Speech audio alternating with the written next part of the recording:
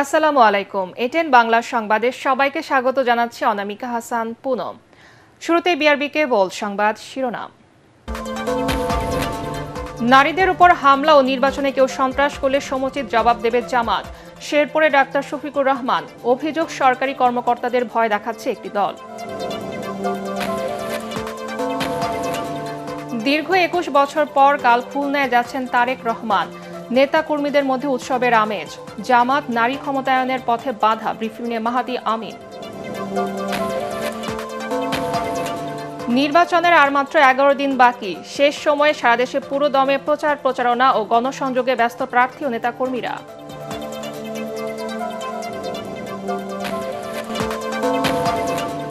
বেড়িবাঁধ নির্মাণে বন্ধ হয়ে গেছে পদ্মার সাথে যুক্ত হওয়া ইছামতি নদীর গতিপথ। কৃষক এবং জেলেদের চরম দুর্দশা। নদী ও প্রকৃতি রক্ষায় কার্যকর সংস্কারের তাগিদ। এবং চট্টগ্রামে নিউ মরিন কন্টেইনার টার্মিনালে দ্বিতীয় দিনের মতো কর্মবিরতি পালন করছে শ্রমিকরা। বন্দর এলাকায় ১ মাসের জন্য সভা সমাবেশ নিষিদ্ধ। শুনছিলেন বিআরবি কেবল সংবাদ শিরোনাম, এবারে বিস্তারিত। নির্বাচন নিয়ে সন্ত্রাস করলে সমুচিত জবাব দেওয়া হবে বলে জানিয়েছেন জামাতের আমির ডাক্তার শফিকুর রহমান। শেরপুরে নির্বাচনী সমাবেশে তিনি বলেন, প্রশাসন যদি সন্ত্রাসীদের বিরুদ্ধে ব্যবস্থা না নেয় তাহলে জনগণই তার জবাব দিতে বাধ্য হবে। শফিকুর রহমান বলেন, জামাতের ধৈর্যের পরীক্ষা নিতে আসবেন না। মায়েদের গায়ে হাত দিলে কাউকে ছাড় দেয়া হবে না। বিস্তারিত জানাচ্ছেন ইয়াসিন রানা। ত্রয়োদশ জাতীয় নির্বাচনে দেশব্যাপী প্রচারণায় অংশ নিতে শেরপুরের নির্বাচনী সমাবেশে যোগ দেন জামায়াতের আমির ডাক্তার শফিকুর রহমান। এতে জেলার ৩টি আসনের নেতাকর্মীরা অংশ নেন। প্রার্থীদের হাতে দাঁড়িপাল্লা প্রতীক তুলে দেন তিনি। সমাবেশে শফিকুর রহমান বলেন, জামাত বাংলাদেশের সবচেয়ে মজলুম সংগঠন। জামাত ফাঁসির কাষ্ঠ থেকে ফিরে আসা দল উল্লেখ করে তিনি বলেন, দলের ৭০০ কর্মীকে আয়নাঘরে ও লাখো নেতাকর্মী জেলে বন্দী রাখা হয়েছিল। এই দলকে ভয় না দেখাতে, নারী কর্মীদের ওপর হামলা না করতে হুঁশিয়ারি করে দেন জামাত আমির। নির্বাচন নিয়ে কেউ যদি সন্ত্রাস চালাতে চায় তাহলে আল্লাহর উপর ভরসা করে সমান পরিমাণ জবাব দিবেন, বেশি দিতে চাইবেন না। তবে নিজে জবাব দেওয়ার আগে অবশ্যই যথাযথ কর্তৃপক্ষ এবং প্রশাসনকে অবহিত করবেন। যদি দেখেন প্রশাসন করছে না আর এটা সন্ত্রাসীদের অভয়ারণ্য হয়ে গেছে, তাহলে তখন আপনার উপর ওয়াজিব হয়ে যাবে সেটা প্রতিহত করা। শেরপুরে জামাত নেতা হত্যার ঘটনায় এখন পর্যন্ত কোনো আসামিকে গ্রেফতার করা হয়নি অভিযোগ করে তিনি বলেন, নির্বাচনে সন্ত্রাসীদের বিরুদ্ধে প্রশাসন ব্যবস্থা না নিলে পরিস্থিতি নিয়ন্ত্রণের বাইরে চলে যাবে। আমি দেখতে চাই যারা খুন করেছে তাদেরকে আপনারা আইনের আওতায় এনেছেন। আমরা এটা উৎসাহিত করব না জনগণ আইন নিজের হাতে তুলে নেব, এটা কোনো সভ্য সমাজের পরিচয় হতে পারে না। আমরা সভ্য, আমরা অভদ্র নই, কিন্তু আমরা দুর্বল এবং কাপুরুষ নই, এটা মনে রাখবেন। বিভিন্ন জায়গায় নারী কর্মীদের ওপর হামলার ঘটনায় নিন্দা জানান জামাতের আমির। বলেন, যারা এই কাজ করে তারা কলঙ্কিত, অভিশপ্ত। আমাদের ধৈর্যের পরীক্ষা নেওয়ার কোনো দরকার নাই। যেই দলের নেতারা হাসি মুখে ফাঁসির তক্তার উপর দাঁড়াতে পারে আল্লাহু আকবার বলে, এই দলের ধৈর্যের পরীক্ষা নিতে আসবেন না। আমরা আপনাদেরকে অনুনয় বিনয় করে বলছি, তার সাথে সাবধান করে দিচ্ছি। মায়ের গায়ে হাত উঠলে বাংলাদেশ বিস্ফোরিত হবে। মায়ের সন্তানেরা গালে হাত দিয়ে বসে থাকবে না। যুবকদের উদ্দেশ্যে শফিকুর রহমান বলেন, বেকার ভাতার জন্য জুলাই আন্দোলন হয়নি, যুবকদের হাতে গোটা বাংলাদেশই তুলে দিতে চায় জামাত। বেকার ভাতা দিয়ে আমরা আমাদের যুব সমাজকে অপমান করতে চাই না। এর আগে শেরপুরে প্রতিপক্ষের হামলায় নিহত জিনাইগাতি উপজেলা জামায়াতের সেক্রেটারি মাওলানা রেজাউল করিমের কবর জিয়ারত করেন ডাক্তার শফিকুর রহমান। ইয়াসিন রানা, এটিএন বাংলা।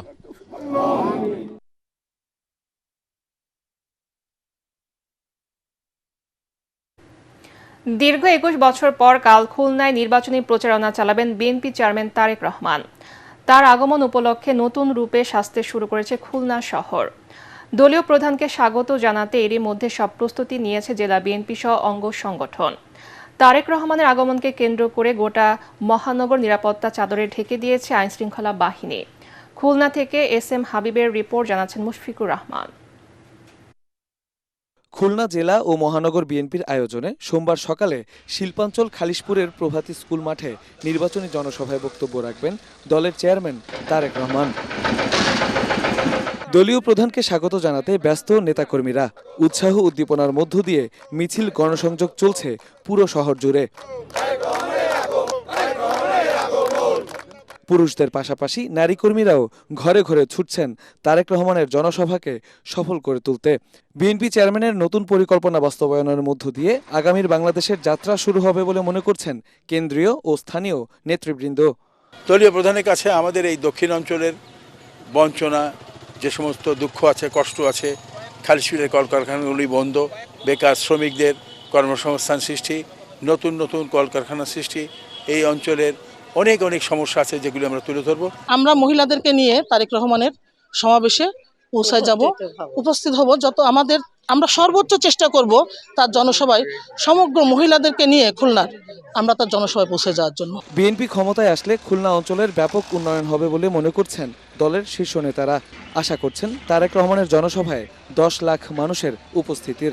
আমরা যারা প্রার্থী এবং আমাদের যারা এখানে খুলনা মহানগরীর নেতৃবৃন্দ যারা এই ভোট উপলক্ষে জনগণের দলে দলে যাচ্ছেন, তাদের কাছে একটি বার্তা, তারা তাদের আগামী দিনের যিনি বাংলাদেশের দায়িত্ব নেবে বলে সবাই আশা করছে তাকে সম্মুখে সচক্ষে দেখতে চায়। এদিকে বিএনপি চেয়ারম্যানের খুলনা সফর উপলক্ষে নিরাপত্তা ব্যবস্থা জোরদার করেছে Khulna metropolitan police. Mushfiqur Rahman, ATN Bangla.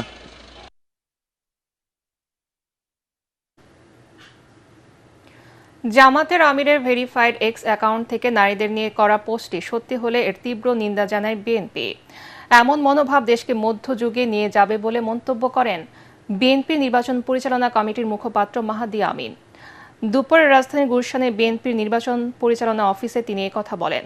মাহাদি বলেন, পোস্ট করা 9 ঘণ্টা পর অ্যাকাউন্ট হ্যাক হওয়ার দাবি অযৌক্তিক। এ সময় জামাত বরাবরই নারী বিদ্বেষী উল্লেখ করে তিনি বলেন, ত্রয়োদশ জাতীয় সংসদ নির্বাচনে জামাতের নারী প্রার্থী না দেয়ায় নারী ক্ষমতায়নের পথে বাধা হিসেবে দেখছে বিএনপি। এ সময় বিএনপির নির্বাচনী ইশতেহার চূড়ান্ত পর্যায়ে জানিয়ে তিনি বলেন, কয়েকদিনের মধ্যে এটি প্রকাশ হবার সম্ভাবনা আছে। জামাত ইসলামের আমির ডাক্তার শফিকুর রহমান তার ভেরিফাইড এক্স সাবেক টুইটার হ্যান্ডেল থেকে নারীদের উদ্দেশ্যে যে নোংরা, জঘন্য ও অবমাননাকর ভাষা ব্যবহার করেছেন বলে দেশব্যাপী আলোচনা চলছে, সেটি সঠিক হলে এর মাধ্যমে পুরো সমাজ ব্যবস্থাকে মধ্যযুগীয় অন্ধকারে ঠেলে দেওয়ার প্রচেষ্টা বলে প্রতীয়মান। নারী বিদ্বেষী একটি পোস্টের প্রায় 9 ঘণ্টা পর দেশব্যাপী তুমুল সমালোচনার মুখে রাত 1টার দিকে আইডি হ্যাকের দাবি কতটা যৌক্তিক? সাইবার হামলার পর অফিসিয়াল টুইটার অ্যাকাউন্ট নিয়ন্ত্রণ পেয়েছেন জামাত ইসলামীর আমির ডাক্তার শফিকুর রহমান। মগবাজারে দলের কেন্দ্রীয় কার্যালয়ে জামাতের সহকারী সেক্রেটারি জেনারেল অ্যাডভোকেট এহসানুল মাহবুব জোবায়ের অভিযোগ করে বলেন, একটি বড় রাজনৈতিক দল এই সাইবার হামলার সাথে জড়িত থাকতে পারে। তবে বিদ্যমান নিরাপত্তা ব্যবস্থার মাধ্যমে সাইবার টিম অল্প সময়ের মধ্যে অ্যাকাউন্ট নিয়ন্ত্রণে সক্ষম হয়েছে বলে জানান তিনি। এ সময় এহসানুল মাহবুব জোবায়ের আরও জানান, দলের কয়েকজন সিনিয়র নেতার সামাজিক যোগাযোগ মাধ্যমের অ্যাকাউন্টেও সাইবার হামলার ঘটনা ঘটেছে। এই বিষয়ে রাজধানীর হাতিরঝিল থানায় একটি সাধারণ ডায়েরি করা হয়।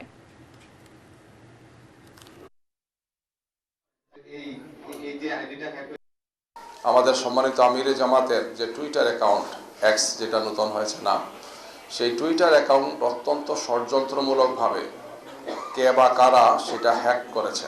তাৎক্ষণিকভাবে একদল লোক কিছু কর্মসূচিও দিয়েছেন, দেখেছেন আপনারা। তো আমাদের গভীর আশঙ্কা যে এগুলোর সাথে বিশেষ একটি দল বা তাদের সাইবার টিমের কিছু চক্রান্ত এবং ষড়যন্ত্রকারী ব্যক্তিরা জড়িত আছেন, আমরা সেটা মনে করছি। প্রধান নির্বাচন কমিশনার এএমএম নাসির উদ্দিনের সঙ্গে বৈঠক করছেন বিএনপির স্থায়ী কমিটির সদস্য নির্বাচন পরিচালনা কমিটির প্রধান নজরুল ইসলাম খানের নেতৃত্বাধীন 4 সদস্যের প্রতিনিধি দল। রাজধানীর আগারগাঁয়ে নির্বাচন ভবনে সিএসির দপ্তরে বৈঠকে বসেন তারা।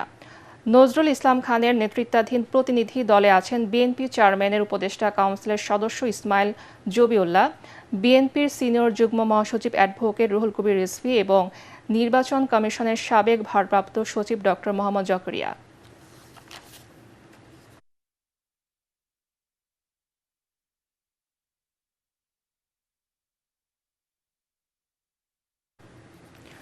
কুমিল্লা ৪ আসনে প্রার্থিতা ফিরে পেতে বিএনপির প্রার্থী মঞ্জুরুল আহসান মুন্সির করা লিভ টু আপিল খারিজ করে দিয়েছেন আপিল বিভাগ। প্রধান বিচারপতি নেতৃত্বাধীন আপিল বিভাগ এই আদেশ দেন। এর ফলে তিনি নির্বাচনে অংশ নিতে পারবেন না বলে জানিয়েছেন আইনজীবীরা।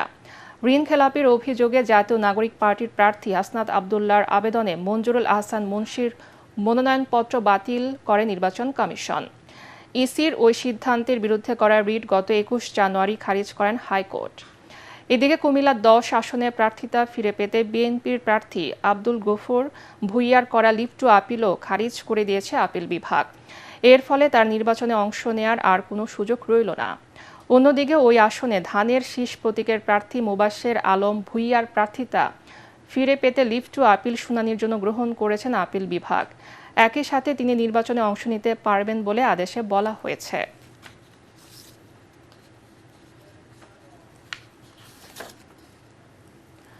ত্রয়োদশ জাতীয় সংসদ নির্বাচনের আর মাত্র ১১ দিন বাকি। শেষ সময় পুরোদমে প্রচারণা ও গণসংযোগে ব্যস্ত প্রার্থী ও নেতাকর্মীরা। পাড়া মহল্লায় চলছে প্রচারণা, যাচ্ছেন ভোটারদের দ্বারে দ্বারে। এদিকে উন্নয়ন সংস্কার, অন্যদিকে সন্ত্রাস মাদক মুক্ত সমাজ গঠন সহ দিচ্ছেন নানা প্রতিশ্রুতি। তবে ভোটাররা বলছেন যোগ্য ও সৎ প্রার্থীকে জনপ্রতিনিধি হিসেবে চান তারা। প্রতিনিধিদের পাঠানো তথ্যচিত্র নিয়ে আশিকুর রহমানের রিপোর্ট। আসন্ন জাতীয় সংসদ নির্বাচন উপলক্ষে প্রচারণায় সরব সারা দেশ। ঢাকা ৮ আসনে নির্বাচনী প্রচারণা ও গণসংযোগ করেছেন বিএনপির স্থায়ী কমিটির সদস্য ও মনোনীত প্রার্থী মির্জা আব্বাস। যারা জনগণের উন্নয়ন দেখতে চায় না, দেখতে পারে না, তারা আমার সঙ্গে প্রতিহিংসামূলক আচরণ করতে গিয়ে জনগণের উপর অবিচার করছে। একই আসনে প্রচারণা চালিয়েছেন এনসিপির প্রার্থী নাসিরউদ্দিন পাটোয়ারি। দিচ্ছেন নির্বাচনে জয়ী হলে নানা উন্নয়ন ও সংস্কারের প্রতিশ্রুতি। যুবক যুবতীদের জন্য স্কিল ডেভেলপমেন্ট ও চাকরি প্রশিক্ষণ কেন্দ্র আমরা এখানে প্রতিষ্ঠা করব। খেলাধুলা, সংস্কৃতি ও পাঠাগার পুনর্জীবন করব। আমরা এখানে বড় একটি সমস্যা রয়েছে, মাদকের সমস্যা। ঢাকা ৮-এ আমরা মাদক বিরোধী সামাজিক আন্দোলন করব। ঠাকুরগাঁও ১ আসনের সদর উপজেলার মোহাম্মদপুর ইউনিয়নের কাজীপাড়া এলাকায় পথসভা করেছেন বিএনপি মহাসচিব মির্জা ফখরুল ইসলাম আলমগীর। এ সময় তিনি হুঁশিয়ারি দিয়ে বলেন, নির্বাচন বানচালের চেষ্টা করা হলে তা ব্যর্থ করা হবে। সব ধর্মের মানুষ যাতে নির্বিঘ্নে ভোট দিতে পারেন সে বিষয়ে সতর্ক থাকার আহ্বান জানান তিনি। কিন্তু আমি মনে করি না এইবারকার নির্বাচন কেউ বন্ধ করতে পারবে। দেশের মানুষ জাগে গেছে যে ভোট আমরা দিব না, ঠিক না? এইবার ভোট দিব না। ঝালকাঠি ১ আসনের আমুয়া ইউনিয়নের নির্বাচনী জনসভায় অংশ নেন জামায়াতে ইসলামীর প্রার্থী ডক্টর ফয়জুল হক। এ সময় তিনি বলেন, দাঁড়িপাল্লার প্রার্থী সন্ত্রাস চাঁদাবাজের সঙ্গে নেই, মানুষের কল্যাণে কাজ করবে। 12 ফেব্রুয়ারির পরেও সারা বাংলাদেশে জামায়াত ইসলামের নেতাকর্মীরা সকল মানুষের মানবতার কল্যাণে কাজ করবে, ঠিক কিনা বলেন? এদিকে প্রতীক বরাদ্দের পর থেকে দিনরাত ভোটারদের দ্বারে দ্বারে ছুটে চলছেন হবিগঞ্জ ২ আসনের প্রার্থীরা। করছেন সভা সমাবেশ ও পথসভা। এছাড়াও প্রার্থী ও কর্মী সমর্থকদের প্রচারণায় মুখর সারা দেশ। আশিকুর রহমান, এটিএন বাংলা।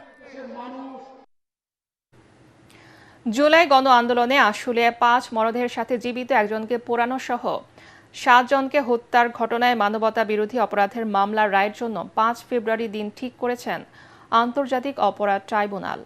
বিচারপতি নজরুল ইসলাম চৌধুরী নেতৃত্বাধীন ৩ সদস্যের ট্রাইব্যুনাল ২-এ আদেশ দেন। আসামিদের মধ্যে শেখ আফজালুল হক রাজসাক্ষী হয়ে শহীদদের পরিবার সহ আন্তর্জাতিক অপরাধ ট্রাইব্যুনালের কাছে ক্ষমা প্রার্থনা করে জবানবন্দি দেন। সাবেক সংসদ সদস্য সাইফুল ইসলাম সহ এই মামলার বাকি ৮ আসামি পলাতক। এদিকে জুলাই গণ আন্দোলনে ময়মনসিংহে মানবতা বিরোধী অপরাধের দায়ে ৯ জনের বিরুদ্ধে আনুষ্ঠানিক অভিযোগ আমলে নিয়ে আসামিদের বিরুদ্ধে গ্রেফতারি পরোয়ানা জারি করেছে ট্রাইব্যুনাল ১। এছাড়া একই ট্রাইব্যুনাল 2016 সালে যশোরে মিথ্যা মামলা ও নির্যাতনের ঘটনায় মানবতা বিরোধী অপরাধে 8 জনের বিরুদ্ধে আনুষ্ঠানিক অভিযোগ আমলে নিয়ে আসামিদের বিরুদ্ধে গ্রেফতারি পরোয়ানা জারি করেছেন।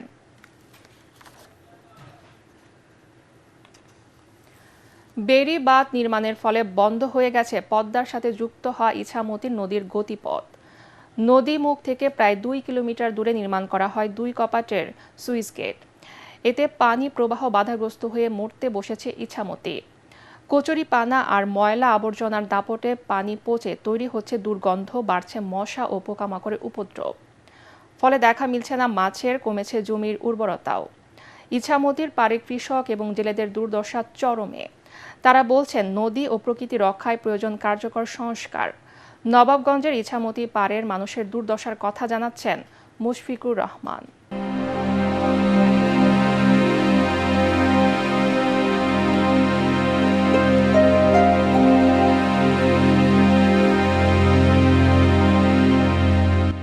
দেখে ময়লার ভাগার কিংবা কচুরিপানার অভয়ারণ্য মনে হলেও এটি একসময়ের প্রবল স্রোত আর স্বচ্ছ পানির আধার ইছামতি নদী। তবে নবাবগঞ্জের জীববৈচিত্র্যের অন্যতম ধারক ইছামতি আজ মৃতপ্রায়।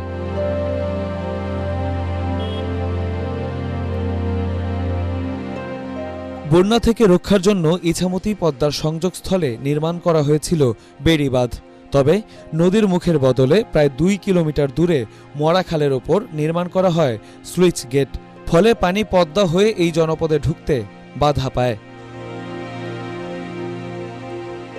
এই যে একটা সুইচ গেট দিছে আমাদের এরকম বেখপ্পা জায়গায় বুঝছেন খালের মুখে, মানে এতে আমাদের এই পাশে মনে করেন যে মানুষ ডুবে মরে পানিতে, আর ওই পাশটা আমরা পানি পাই না।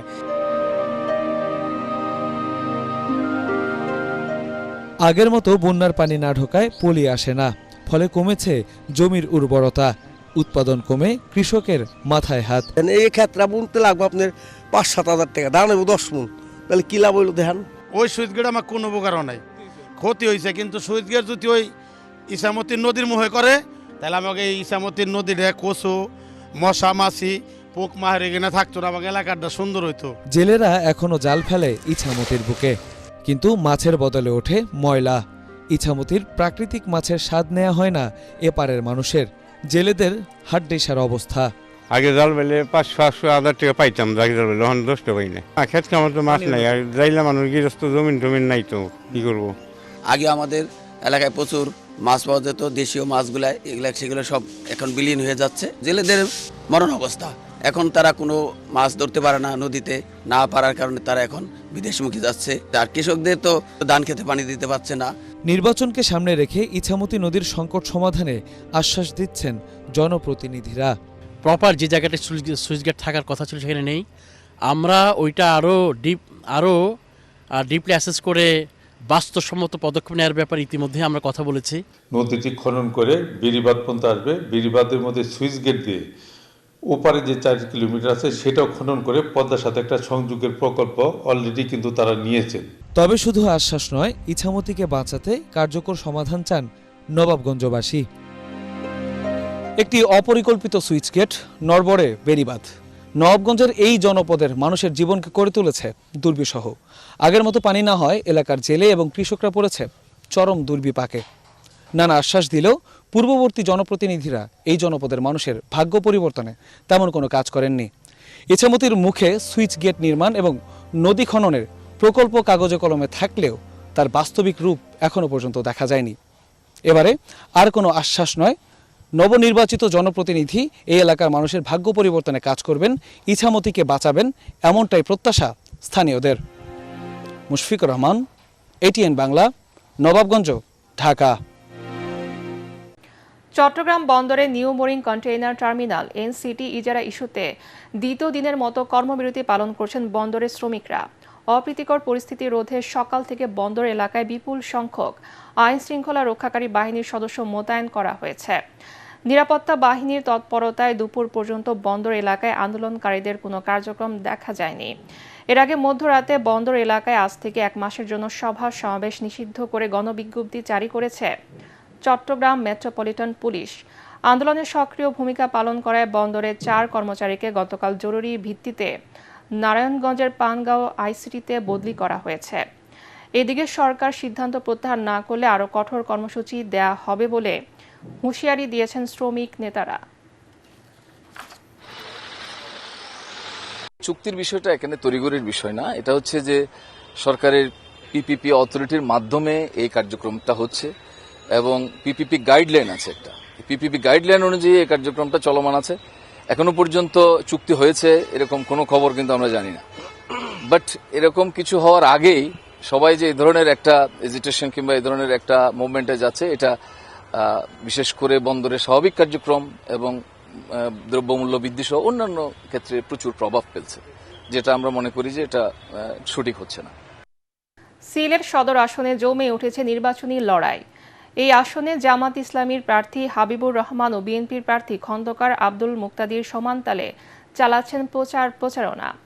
তবে ভোটাররা বলছেন পণ্যভূমির সার্বিক উন্নয়নে যিনি কাজ করবেন তাকেই বেছে নেবেন তারা। সিলেট থেকে মনির হোসেন তপুর রিপোর্ট। সদর এবং সিটি কর্পোরেশন মিলে গঠিত সিলেট ১ আসন্ন জাতীয় সংসদ নির্বাচনকে সামনে রেখে এই আসনে প্রচারণা এখন তুঙ্গে। এখানে মূল লড়াই হবে জামায়াত এবং বিএনপির প্রার্থীর মধ্যে। শিল্প কলকারখানার অভাবে বেকারত্বের হার এখানে অন্যান্য জেলার তুলনায় বেশি। একই সাথে অনলাইন জুয়ায় আসক্ত সমাজের একটি অংশ। এই সমস্যাগুলোর সমাধান করার প্রতিশ্রুতি দিচ্ছেন প্রার্থীরা। যাতে নিরপেক্ষ নির্বাচন হয়, সুষ্ঠু পরিবেশ হয়, আমরা 100% আশাবাদী যে 1 নম্বর আসনে আমরা বিজয়ী হব ইনশাআল্লাহ। দুইটা সামাজিক অনাচার সিলেট জন্য বেদনার কারণ। একটা হচ্ছে অনলাইন গেমলিং, তীর খেলা নামে পরিচিত বিষয়, কিন্তু আরো অনেকগুলি অনলাইন গেমলিং আছে। এগুলি আমরা স্থায়ীভাবে সিলেট থেকে উচ্ছেদ করতে চাই। একইভাবে ড্রাগের যে প্রকোপ সিলেটে, সেটা থেকেও আমরা সিলেটবাসীকে উদ্ধার করতে চাই। 12 ফেব্রুয়ারি ভোটের মাধ্যমে রাষ্ট্রের উপর তার মালিকানা পুনঃপ্রতিষ্ঠিত হবে। মানুষ ভোটের জন্য অনেক আগ্রহ নিয়ে অপেক্ষা করছে। তো ইনশাল্লাহ মানুষের এই ঐকান্তিক ইচ্ছা এবং আগ্রহের প্রতিফলন 12 ফেব্রুয়ারি আমরা দেখব। এই আসনে ভোটার সংখ্যা 6,80,943 জন। এখানে বৃষ্টি হলেই পানি উঠে যায়, সবার ঘরেই পানি উঠে। সুরমা নদী খনন হয়, খাল বিল, এগুলা ড্রেনেজ ব্যবস্থার সুবিধা ভালো হয়, তাহলে আমরা এই বন্যা দুর্গত এলাকা থেকে আমরা মুক্তি পাবো। আমার ভোট আমি যারে খুশি তারে দেব, এটা আমার ব্যক্তিগত ব্যাপার। ইসলামী আন্দোলন বাংলাদেশের মাহমুদুল হাসান, বাংলাদেশ সমাজতান্ত্রিক দলের সঞ্জয় কান্ত দাস সহ মোট 8 জন প্রার্থী রয়েছেন এই আসনে। মনির হোসেন তপু, ATN বাংলা, সিলেট। সালাম স্টিল ভোটের গাড়ি নিয়ে ঢাকা 9 আসনের সবশেষ নির্বাচনী প্রচারণার খবর জানাচ্ছেন সহকর্মী মিজান শাহজাহান। সালাম স্টিল ভোটের গাড়ি নিয়ে আমরা এখন আছি রাজধানীর দক্ষিণ বনশ্রীতে। এটি ঢাকা 9 সংসদীয় আসনের আওতাভুক্ত। এই আসনে বিএনপির প্রার্থী হিসেবে মনোনয়ন পেয়েছেন সাবেক ছাত্রনেতা হাবিবুর রশিদ হাবিব। এখানে জামাতের নেতৃত্বাধীন 11 দলীয় জোটের প্রার্থী হিসাবে রয়েছেন এনসিপির জাভেদ রাসিন। অন্যদিকে এখানে স্বতন্ত্র প্রার্থী হিসাবে রয়েছেন সাবেক এনসিপি নেতা তাসলিম জারা। এই 3 জনের মধ্যে এখানে মূল লড়াই হবে। এখানকার ভোটারদের সঙ্গে প্রার্থীরা জনসংযোগে ব্যস্ত সময় পার করছেন। আমরা এখানকার ভোটারদের সঙ্গে প্রার্থীদের সঙ্গে কথা বলার চেষ্টা করেছি। এখানকার ভোটাররা বলছেন যে তাদের এলাকা নানা সমস্যায় জর্জরিত। বিশেষ করে সামান্য বৃষ্টি হলে এখানে তীব্র জলাবদ্ধতা সৃষ্টি হয়। এখানে সরু অলিগলির কারণে তীব্র যানজটে নাকাল হতে হয় তাদেরকে, আর গ্যাস সংকট রয়েছে। এসব সংকট থেকে যিনি আগামীতে তাদেরকে মুক্তি দিতে পারবেন সেরকম একজন সংসদ সদস্যকে নির্বাচিত করতে চান এখানকার ভোটাররা। আর প্রার্থীরাও বলছেন যে এবার আর মানুষ প্রতীক দেখে ভোট দেবে না, এবার যোগ্য প্রার্থীকেই তারা বেছে নেবেন। সালাম স্টিল ভোটের গাড়ি নিয়ে ঢাকা 9 সংসদীয় আসন থেকে এই হচ্ছে আমার কাছে সবশেষ খবর। আসন্ন জাতীয় নির্বাচনে খুলনার 6টি আসনের মধ্যে সবচেয়ে বেশি আলোচনায় খুলনা। এক নির্বাচনী মাঠ থেকে সোশ্যাল মিডিয়ায় উত্তাপ ছড়াচ্ছে এই আসনে বিএনপি ও জামাতের প্রার্থীর প্রচারণা। ধানের শীষ প্রতীক নিয়ে লড়ছেন জেলা বিএনপির সভাপতি এজাজ খান। অন্যদিকে জামাত ইসলামীর হয়ে লড়ছেন ডুমুরিয়া উপজেলা সনাতনী শাখার সভাপতি কৃষ্ণ নন্দী। হিন্দু অধ্যুষিত এলাকা হওয়ায় সনাতনী ভোটার প্রায় 50%, যা নির্বাচনে ভোটের জয় পরাজয় ফ্যাক্টর হিসেবে কাজ করবে এমনটি মনে করছেন এখানকার মানুষ। খুলনা 1 আসন নিয়ে দেখুন তরিক ইসলামের রিপোর্ট। এটি খুলনা 1 আসনের বিএনপি ও জামায়াতের প্রার্থীদের আলাপচারিতার একটি দৃশ্য। আমি কেন আমার বেনা কোনে আছে আপনি ধ্যান দিন আমার যেখানে চিরবৈরিতা ভেঙে দুজন প্রার্থী মেতে উঠেছেন খোশ গল্পে, যা ভাইরাল সামাজিক যোগাযোগ মাধ্যমে। আপনি আমার কানে কানে কি বলেন? দেশের দক্ষিণ পশ্চিম জেলা খুলনার দাকপ ও বটিয়াঘাটা নিয়ে গঠিত খুলনা 1 আসন। 3 লাখের বেশি ভোটারের এই আসনটি কৃষি নির্ভর হলেও নদী ভাঙন এ জনপদের বড় সমস্যা। রয়েছে অনুন্নত যোগাযোগ ব্যবস্থা ও স্বাস্থ্য শিক্ষা সমস্যা। চালনার থেকে নিচে এলাকাগুলো আর কি, ওই এলাকাগুলোতে জোয়ারের পানিতে অত এলাকা ম্যাক্সিমাম সময় চালনার ওই নিচে এলাকাগুলো প্লাবিত হয়ে থাকে। এখনো অনেক অঞ্চলে রাস্তাঘাটের খুবই করুণ দশা, যেখান থেকে আর কি চলাচলের একেবারেই অনুপযুক্ত পরিবেশ। দলীয় কোনো পদ নেই, অথচ ট্যাগ লাগায় প্রশাসনের যে বাড়িতে যে হুমকি দামকি দেওয়া, এটা সেটা তাড়ানো ধরা। যে জনপ্রতিনিধি হবে ওনার কাছে আমরা আশা রাখি যে যাতে আমাদের খুলনায় আইনশৃঙ্খলা পরিস্থিতিটা একটু ভালো থাকে। খুলনা জেলার 6টি আসনের মধ্যে মানুষের আলোচনায় খুলনা 1 আসনের জামায়াতের মনোনীত প্রার্থী ডুমুরিয়া উপজেলা সনাতনী শাখার সভাপতি কৃষ্ণ নন্দীকে ঘিরে। জয়ের ব্যাপারে আশাবাদী বাবু কৃষ্ণ নন্দী চালাচ্ছেন নির্বাচনী প্রচারণা, তুলে ধরছেন এলাকার উন্নয়নে নানান পরিকল্পনার কথা। হিন্দু মুসলমান বড় কথা না, এখানে ভালো সৎ যোগ্য প্রার্থীকে ভোট দেবে মানুষ, যে চাঁদাবাজ না, সন্ত্রাসী করে না, দুর্নীতি করে না, তো সন্ত্রাস মুক্ত, চাঁদাবাজ মুক্ত দাকব বেটাগাছি যে ভোট দেবে তাকেই ভোট দেবে। সেই হিসাবে মানুষ আমাকে গ্রহণ করে নিয়েছে। এদিকে এই আসনে বিএনপির হয়ে নির্বাচন করছেন সাবেক জেলা বিএনপির সভাপতি ও 5 বারের প্রার্থী আমির রেজাজ খান। নির্বাচিত হলে মাদক সন্ত্রাসমুক্ত সমাজ গড়ে তোলা ও নদী ভাঙন রোধে স্থায়ী পরিকল্পনার কথা জানান তিনি। আমাদের এই অঞ্চলটা নদী ভাঙন কবলিত অঞ্চল। এই নদী ভাঙন কবলিত অঞ্চলে মানুষদেরকে রক্ষা করতে গেলে, মানুষের জমি রক্ষা করতে গেলে সর্বপ্রথম কাজটাই হবে এই অঞ্চলে স্থায়ী টেকসই বাঁধ নির্মাণ করা। আল্লাহর রহমতে নির্বাচিত হলে কোনো ছেলেমেয়েরা মাদকে আসক্ত হতে না পারে এবং মাদকের দিকে ঝুঁকে না পড়ে, তার জন্য যথাযথ ব্যবস্থা ইনশাল্লাহ আমি করব। এই আসনে হাড্ডাহাড্ডি লড়াইয়ের কথা বলছেন ভোটাররা। তরিক ইসলাম, এটিএন বাংলা, ঢাকা। খাগড়াছড়ি থেকে সালামি স্টিল ভোটের গাড়ি নিয়ে সেখানকার ভোটের খবর জানাচ্ছেন আবু দাউদ। সালামি স্টিল ভোটের গাড়ি নিয়ে আমি এখন রয়েছি খাগড়াছড়ি শহরের আদালত সড়কে। আপনি জানেন যে খাগড়াছড়ি পার্বত্য জেলার 9টি উপজেলা নিয়ে একটি মাত্র আসন রয়েছে, সেটি হলো 298 নং আসন। এই আসনে 11 জন প্রার্থী প্রতিদ্বন্দ্বিতা করছেন, এর মধ্যে 8 জন বিভিন্ন রাজনৈতিক দলের প্রার্থী, এর বাইরে 3 জন স্বতন্ত্র প্রার্থী রয়েছেন। আরেকটি বিষয় জানিয়ে রাখি যে খাগড়াছড়ি 203টি ভোট কেন্দ্র রয়েছে, এর মধ্যে 185টি কেন্দ্রেই কিন্তু ঝুঁকিপূর্ণ।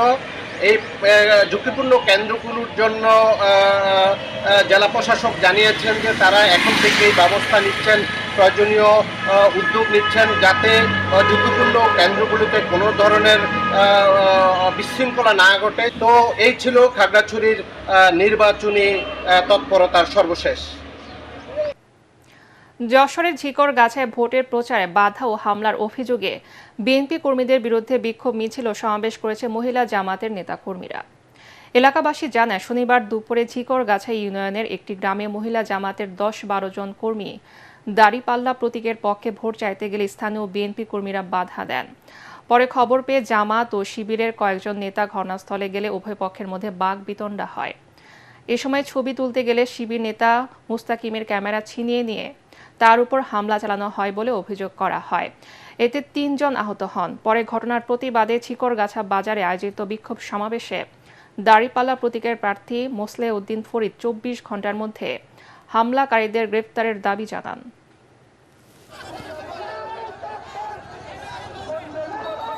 আমাদের উপর বন্ধের উপর হুমকি দেওয়া হয়েছে, কাপড় টানাটানি করা হয়েছে, তাদের মোবাইল ফোন কেড়ে নেওয়া হয়েছে। এর মধ্যে যদি বিচার করে দোষীদেরকে শাস্তি না দেন 24 ঘন্টার পরে আমরা কিন্তু আমাদের কর্মীরা যদি তাদেরকে প্রতিহত করেন এবং তাতে যদি আপনারা আহত হন, আমরা কিন্তু তার দায় নিতে পারবো না। এবারে পূবালী ব্যাংক বাণিজ্য সংবাদ।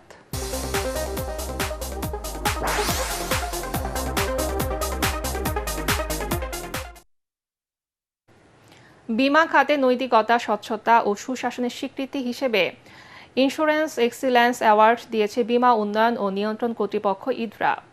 এতে প্রধান অতিথি ছিলেন প্রধান উপদেষ্টার বিশেষ সহকারী ডক্টর আনিসুজ্জামান চৌধুরী।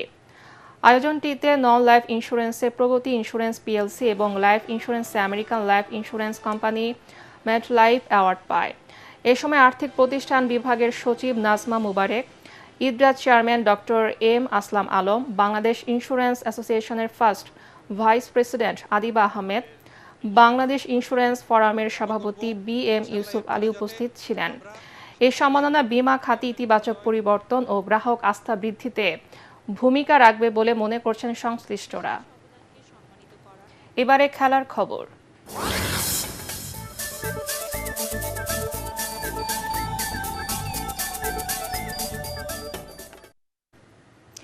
এলচেকে 3-1 গোলে হারিয়ে স্প্যানিশ লা লিগায় পয়েন্ট টেবিলে শীর্ষস্থান ধরে রাখল বার্সেলোনা। এলচের মাঠ ভালেরোর এস্তাদিও মার্তিনেজে খেলার 6 মিনিটে লামিনে ইয়ামালের গোলে লিড নেয় বার্সা। 29 মিনিটে আলভারো রদ্রিগেজের গোলে ম্যাচে সমতা ফেরায় এলচে। 40 মিনিটে ফেরান তোরেসের কল্যাণে 2-1 ব্যবধানে এগিয়ে থেকে বিরতিতে যায় কাতালানরা। বিরতির পর খেলায় 72 মিনিটে বদলি খেলোয়াড় মার্কাস রাশফোর্ড 3-1 ব্যবধানে জয় পাইয়ে দেন হ্যান্সি ফ্লিকের দলকে। এতে 22 ম্যাচে 55 পয়েন্ট নিয়ে শীর্ষে এখন তারা। এক ম্যাচ কম খেলে 4 পয়েন্ট কম নিয়ে দ্বিতীয় স্থানে রিয়াল মাদ্রিদ। শেষ করার আগে বিআরবি কেবল সংবাদ শিরোনাম আরেকবার। নারীদের উপর হামলা ও নির্বাচনে কেউ সন্ত্রাস করলে সমুচিত জবাব দেবে জামাত, শেরপুরে ডাক্তার শফিকুর রহমান। অভিযোগ সরকারি কর্মকর্তাদের ভয় দেখাচ্ছে একটি দল। দীর্ঘ 21 বছর পর কাল খুলনায় যাচ্ছেন তারেক রহমান। নেতাকর্মীদের মধ্যে উৎসবের আমেজ। জামাত নারী ক্ষমতায়নের পথে বাধা, ব্রিফিংয়ে মাহাদি আমিন। নির্বাচনের আর মাত্র 11 দিন বাকি। শেষ সময়ে সারা দেশে পুরোদমে প্রচারণা ও গণসংযোগে ব্যস্ত প্রার্থী ও নেতাকর্মীরা।